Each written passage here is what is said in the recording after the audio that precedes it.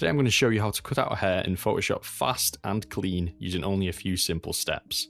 A lot of people do struggle with this, and it's quite hard to consistently achieve good results across a variety of different images, whether it's going to be daytime shots or nighttime shots, depending on what background the subject is. It is quite tricky, but this method should hopefully make it a lot easier for you and help you tweak things depending on obviously what images you end up working on. Let's get into it. So jumping into Photoshop, as you can see, I've got this image of Turkey, and I've picked this image because working with curly hair and cutting out curly hair well is very tricky. It doesn't usually come out clean, and I thought this would be a perfect kind of showcase of the method. And the end results do come out looking pretty well, as I've already tested this on this image, so I know what we're going to basically end up with. But we're going to be using the select subject feature on Photoshop, but one thing that you can do to prepare your image before you actually get into it, just to achieve slightly better results, is to kind of refine your selection. Obviously now Photoshop does do a pretty good job with select and mask, automatically, as it does it in the cloud rather than, doing content aware and things like that. It does it pretty well, but you can get even better results if you just basically mask out the selection, just to kind of get rid of any additional background bits that Photoshop basically would have to process. It just makes it a lot cleaner and a lot quicker as well. So the first thing we're going to do is we're basically just going to mask out Turkey, leaving a little bit of the background showing around the selection. Here we go.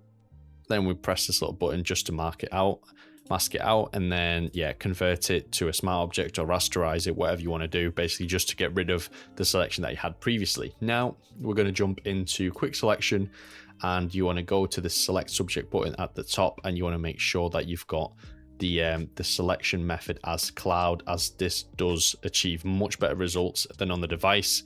You can set this to automatically be selecting cloud in Photoshop's preferences, but in case you haven't, you basically just go into this drop down menu, select cloud, and then you basically just select the subject. So once it selects it, again, you just want to go down here and you just want to mask out the cutout itself. And as you can see, it's done a decent enough job, but there's a lot of haloing going on, a lot of banding essentially, and it doesn't look the best, but we're going to get this to look much better very, very quickly.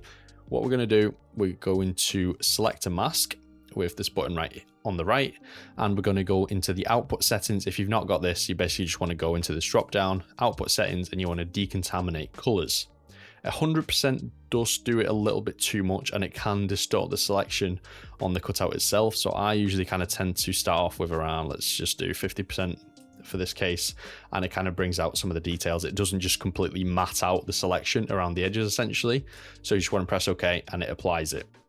Now you would want to duplicate your layer with Command J or Control J, and on the top one we're going to basically just mask out.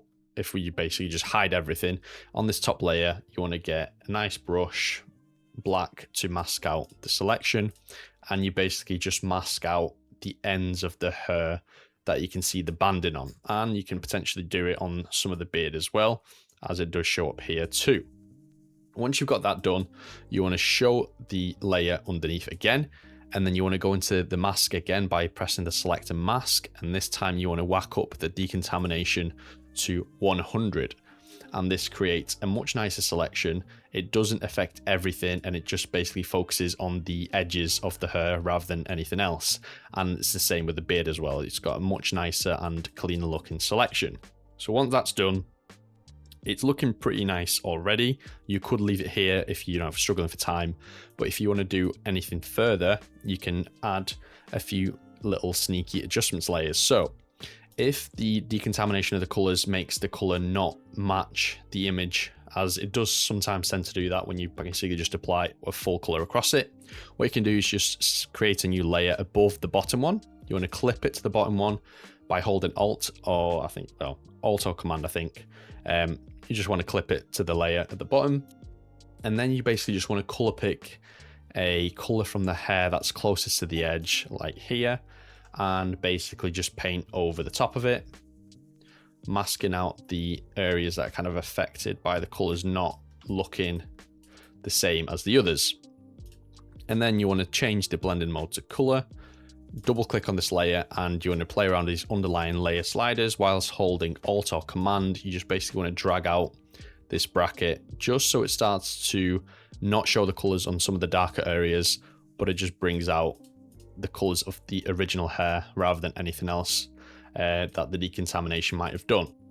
And you know, that's pretty much it. You know, it's very, very easy, very, very quick, and you can see how well it's worked on very curly hair, which is very difficult to cut out. If I just go into this background layer, you can basically see across any kind of color in the background, it stays consistently clean. The cutout is nice and crisp, and there's no kind of weird looking hairs essentially, or any bits missing.